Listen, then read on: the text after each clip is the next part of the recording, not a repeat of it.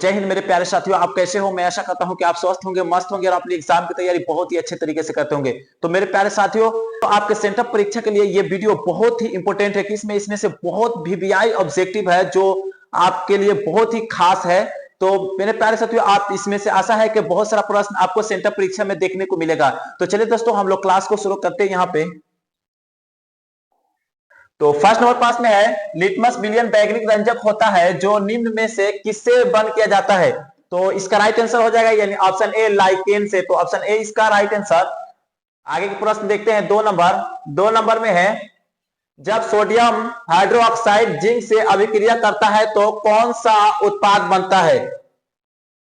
तो ये कौन सा उत्पाद बनता है? यानी Na2ZnO2 प्लस H2। तो इसका राइट आंसर हो जाएगा यानी option d, Na2ZnO2 plus H2। 3 number पास को हम लोग देते हैं। 3 नंबर पास में है, किसी भी उदासीन विलयन का पीएच मान होता है। तो किसी भी उदासीन विलयन का पीएच मान कितना होता है? यानी 7। तो ऑप्शन बी में है, तो ऑप्शन बी इसका राइट आंसर। 4 नंबर प्रश्न को हम लोग देखते हैं। 4 नंबर प्रश्न में बेकिंग सोडा का रासायनिक सूत्र होता है। तो बेकिंग सोडा का रासायनिक सूत्र क्या होता है? NaHCO3। तो यानी ऑप्शन ए में है, तो ऑप्शन ए इसका राइट आंसर। 5 नंबर प्रश्न को हम लोग देते हैं। एक्वा रेजिया मिश्रण में HCl एवं HNO3 का अनुपात होता है। तो यहाँ पे HCl अनुपात HNO3, तो इसमें कितना है? 3 और इसमें क्या है? 1 है। तो जस्ट इसका क्या कर देना है? उल्टा कर देना है। यहाँ पे 3 अनुपात 1। तो हम लोग देखते हैं 3 अनुपात यानी ऑप्शन ए में, तो ऑप्शन ए इसका राइट आंसर। 6 नंबर प्रश्न को हम लोग देखते हैं। 6 नंबर प्रश्न में है, द्विखंडन होता है। तो द्विखंडन किस में होता है? यानी अमीबा में। तो इसका राइट आंसर यानी ऑप्शन ए में है, अमीबा। तो ऑप्शन ए इसका राइट आंसर। 7 नंबर प्रश्न में है, फूल में नर प्रजनन अंग होता है। तो फूल में नर प्रजनन अंग यानी पुंकेसर में होता है। तो इसका राइट आंसर यानी ऑप्शन ए में है, पुंकेसर। तो ऑप्शन ए इसका राइट आंसर। 8 नंबर प्रश्न में है, अंडाणु विसेचित होता है। तो अंडाशु यानी किसमें विसेचन होता है? फलोपियन नालिका में, यानी ऑप्शन सी में है। तो ऑप्शन सी इसका राइट आंसर। 9 नंबर प्रश्न में है, अवतल लेंस का आवर्धन बराबर होता है। तो अवतल लेंस का आवर्धन बराबर यानी V/U। तो ऑप्शन में हम लोग देखते हैं यहाँ पे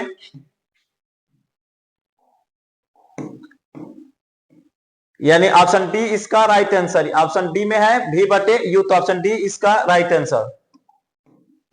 10 नंबर में है, गोलीय दर्पण में फोकस दूरी एवं वक्र त्रिज्या के बीच के संबंध होता है। तो बीच का संबंध क्या होता है? यहाँ पे F/R/2। तो ऑप्शन में हम लोग देते हैं F/R/2 यानी ऑप्शन सी में है। तो ऑप्शन सी इसका राइट आंसर।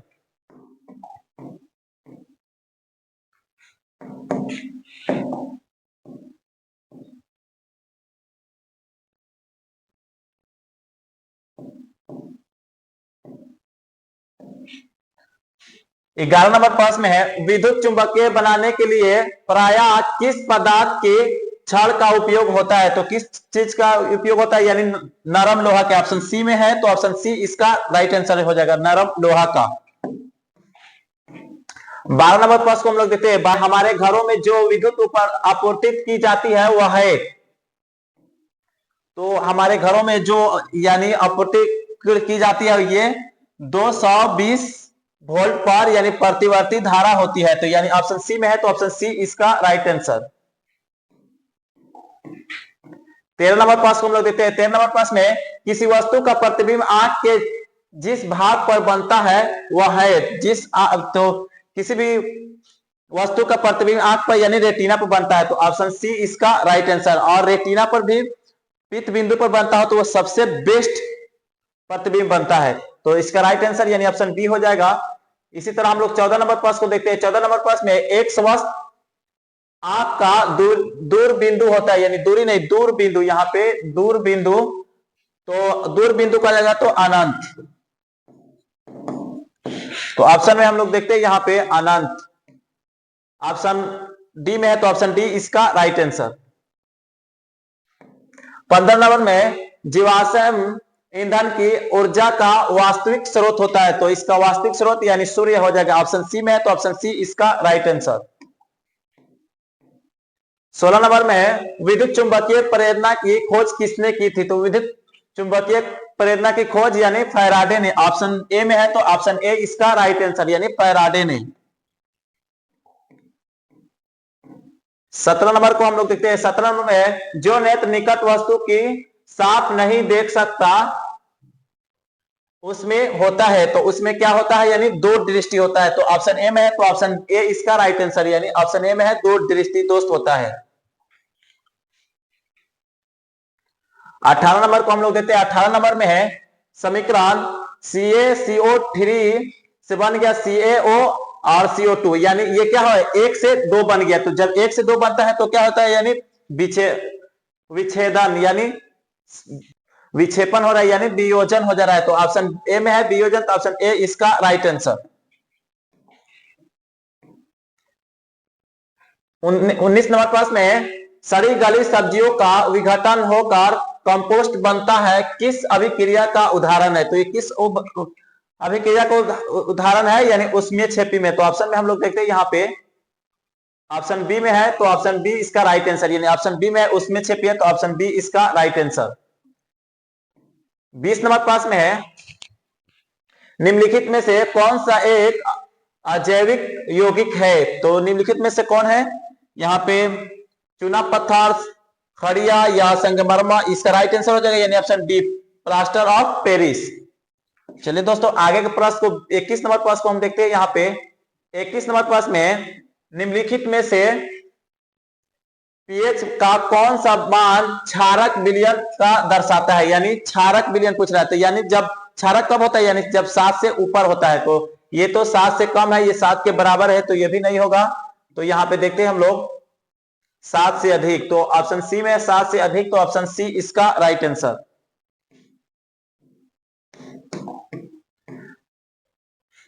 बाईस नंबर प्रश्न में कौन सा अधातु कमरे के ताप पर द्रव होता है? यानी अधातु कह रहा है तो अधातु कह रहा है तो ब्रोमीन हो जाएगा और धातु कहता तो क्या होता था पारा हो जाता है। तो इसका राइट आंसर यानी ए हो जाएगा।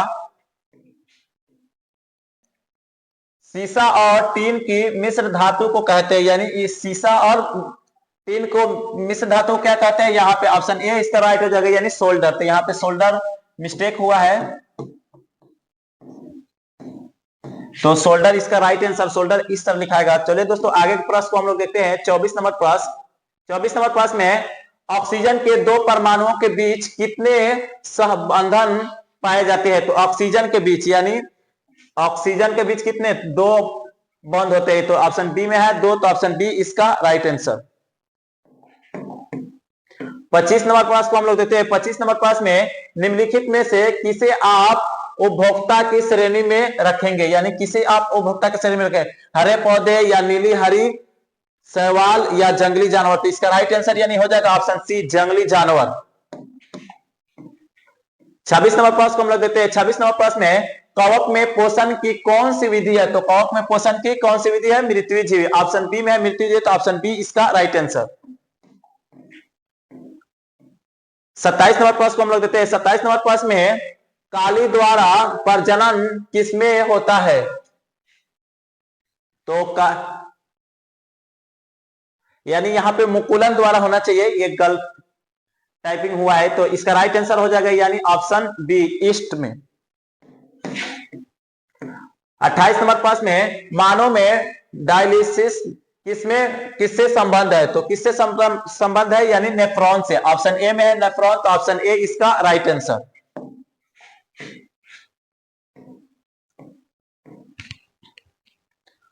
29 नंबर प्रश्न को हम लोग देते हैं। 29 नंबर प्रश्न में पुष्पी पौधों में लैंगिक जनन किसके द्वारा होता है? तो किसके द्वारा होता है यानी फूलों के द्वारा। पुष्पी पौधों में यानी फूलों के द्वारा हो जाएगा यानी ऑप्शन सी में है तो ऑप्शन सी इसका राइट आंसर। 30 नंबर प्रश्न को हम लोग देते हैं। 30 नंबर में किसी चालक के छड़ों के बीच विभवांतर V और प्रतिरोध R एवं प्रभावित धारा I के बीच का संबंध होता है। तो V बराबर क्या होता है? V बराबर होता है I R। तो R बराबर क्या हो जाएगा? यहाँ पे R बराबर हो जाएगा V बटे आई। तो ऑप्शन में हम लोग देते हैं आई बराबर आर बराबर क्या हो जाएगा, भी बटे आई। ऑप्शन बी में है भी बटे आई, तो ऑप्शन बी इसका राइट, ऑप्शन बी इसका राइट आंसर हो जाएगा। 31 नंबर प्रश्न में है, निम्नलिखित में से कौन एक जैविक क्रिया द्वारा अपघटित होने वाला पदार्थ है। तो अपघटित होने वाला पदार्थ, तो इसका राइट आंसर हो जाएगा यानी सूखे घास पत्ते। ये क्या हो जाता है, गल जाता है पूर्ण रूप से। तो सूखे घास और पत्ते ऑप्शन ए में है, तो ऑप्शन ए इसका राइट आंसर। ये सब चीज नहीं गलने वाला। 32 नंबर प्रश्न को हम लोग देते हैं। 32 नंबर प्रश्न में 100 वोल्ट का विद्युत बल्ब 250 वाट के विद्युत मेन से जोड़ा जाता है, तो आई बल्ब से प्रभावित धारा का मान होगा। तो यहां पे P बराबर P भी आई पूछ रहा है, तो यहाँ पे P कितना दिया है, 100 दिया है, और बराबर में भी कितना दिया है, 250, और आई पूछ रहा है। तो सबसे पहले क्या करना है, यहाँ पे 100 को सेम टू सेम लिखना है, और ये गुना में है तो इधर बट्टे में आ जाएगा, और यहाँ पे आई निकल जाएगा। तो 0 से 0 काटने पर कितना, और 25 से यहाँ पे 10 में भाग देने पर यानी 0.4 हो जाएगा। तो आई के मान 0.4 ऑप्शन में 0.4 एम्पियर, यानी ऑप्शन बी में है, तो ऑप्शन बी इसका राइट आंसर। 23 नंबर प्रश्न में विद्युत फ्यूज का आधारित है, तो विद्युत फ्यूज किस पर आधारित है, धारा के रासायनिक प्रभाव पर या धारा के चुंबकीय प्रभाव पर। तो इसका राइट आंसर हो जाएगा या धारा के उष्मीय प्रभाव पर। तो इसका राइट आंसर हो जाएगा धारा के उष्मीय प्रभाव पर, ऑप्शन ए में है, तो ऑप्शन ए इसका राइट आंसर। 34 नंबर प्रश्न में विद्युत धारा उत्पन्न करने की नियुक्ति को कहते हैं। तो विद्युत धारा उत्पन्न करने की नियुक्ति को यानी जनरेट कहते हैं, यानी जनरेटर, उसे जनित्र कहते हैं, यानी ऑप्शन ए में है, तो ऑप्शन ए इसका राइट आंसर। 35 नंबर प्रश्न में जब किसी चालक तार से विद्युत धारा प्रभावित होता है तो गतिशील कण होता है। तो गतिशील कण क्या होता है, यहां पे परमाणु या आयन या प्रोटॉन या इलेक्ट्रॉन। तो इसका राइट आंसर हो जाएगा यानी option D electron. Option D में है इलेक्ट्रॉन, तो ऑप्शन डी इसका राइट आंसर।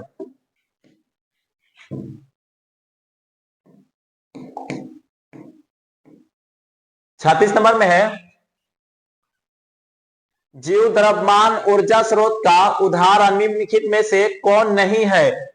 तो ऑप्शन ए में है पेट्रोलियम, ऑप्शन बी में है बायोगैस, ऑप्शन सी में है नाभिकीय ऊर्जा। तो ऑप्शन सी इसका राइट आंसर। तो ये दोस्तों वीवीआई क्वेश्चन अब 3-4 मतलब ये एग्जाम में पूछ चुके हैं। तो चलिए दोस्तों यहाँ पे 37 नंबर प्रश्न को हम लोग देते हैं। 37 नंबर प्रश्न में है पवन विद्युत जनित में पवन की चाल कम से कम कितनी होनी चाहिए। तो कितनी होनी चाहिए, यानी 15 किलोमीटर प्रति घंटा, यानी 15 किलोमीटर प्रति घंटा से होनी चाहिए कम से कम।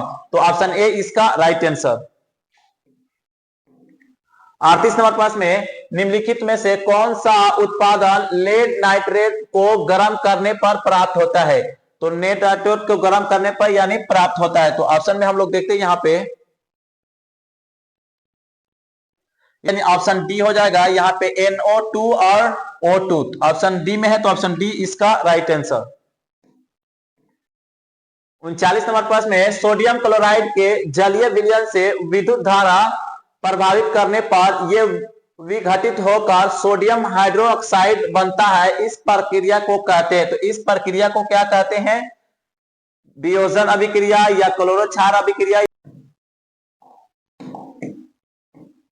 40 नंबर प्रश्न को हम लोग देते हैं। 40 नंबर प्रश्न में है निम्नलिखित में से कौन सही है। तो निम्नलिखित में कौन सही है, Na2CO3 into 5H2O। तो ये तो सही नहीं है, यहाँ पे Na2CO3 into 10H2O। तो इसका राइट आंसर यानी ऑप्शन बी हो जाएगा। ऑप्शन बी इसका राइट है, यही क्या है, सही है।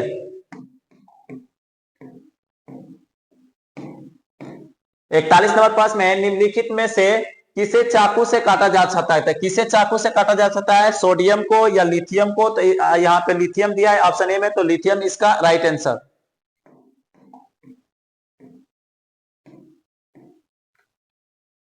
42 नंबर प्रश्न में है निम्नलिखित में से, तो 42 नंबर प्रश्न में निम्नलिखित में से किस हाइड्रोकार्बन में 3 बॉन्ड होते हैं? तो किसमें 3 बॉन्ड होते हैं? यहाँ पे हो जाएगा यानी ऑप्शन सी इसका राइट आंसर, यानी C3H4 ऑप्शन सी में है, तो ऑप्शन सी इसका राइट आंसर। नंबर 5 में है कार्बोनिल समूह का परकारक कौन है? तो इसका राइट आंसर हो जाएगा यानी ऑप्शन बी CO, तो ऑप्शन बी में है तो सी, तो राइट आंसर यानी ऑप्शन बी। 44 नंबर प्रश्न में है निम्नलिखित में से कौन सबसे अधिक अभिक्रियाशील है, यानी कौन इसमें सबसे ज्यादा अभिक्रियाशील है? तो इसका राइट आंसर हो जाएगा यानी CO।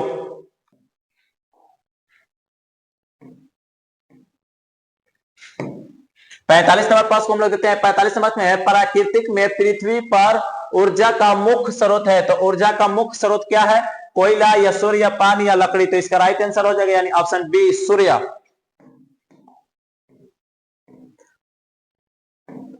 46 नंबर में हरे पौधे कहलाते हैं, तो हरे पौधे क्या कहलाते हैं? उत्पादक कहलाते हैं, तो ऑप्शन ए में उत्पादक, तो ऑप्शन ए इसका राइट आंसर। 37 नंबर प्रश्न में कीड़ों के पंख और चमगादड़ के पंख किस प्रक्रम के अंक है? तो किस प्रक्रम के अंक है यानी समृद्धि अंक? ऑप्शन सी में है, तो ऑप्शन सी इसका राइट आंसर। ये दोनों अलग होते हैं लेकिन काम एक ही जैसे करते हैं। तो यहाँ पे है भोजन का पचना किस प्रकार की अभिक्रिया है? भोजन का पचना किस प्रकार की अभिक्रिया है? तो उपचयन हो जाएगा, यानी ऑप्शन ए में उपचयन है, तो ऑप्शन ए इसका राइट आंसर। 49 नंबर प्रश्न को हम लोग देते हैं। 49 नंबर प्रश्न में निम्नलिखित में से कौन एक उभयलिंगी जंतु है? तो कौन एक उभयलिंगी जंतु है यानी केंचुआ? ऑप्शन ए में है केंचुआ, तो ऑप्शन ए इसका राइट आंसर। 50 नंबर में है निम्नलिखित में से कौन भूमार्ग जल के उदाहरण है, यानी भूघटी जल का विघटित हो? तो कुआं हो जाएगा, यानी ऑप्शन बी में है कुआं, तो ऑप्शन बी इसका राइट आंसर। तो दोस्तों ये 50 महत्वपूर्ण ऑब्जेक्टिव था जो आपके सेंटर एग्जाम के लिए बहुत ही खास था। तो दोस्तों आपको ये क्लास कैसा लगा जरूर कमेंट में बताएं। तब तक के लिए दोस्तों जय हिंद।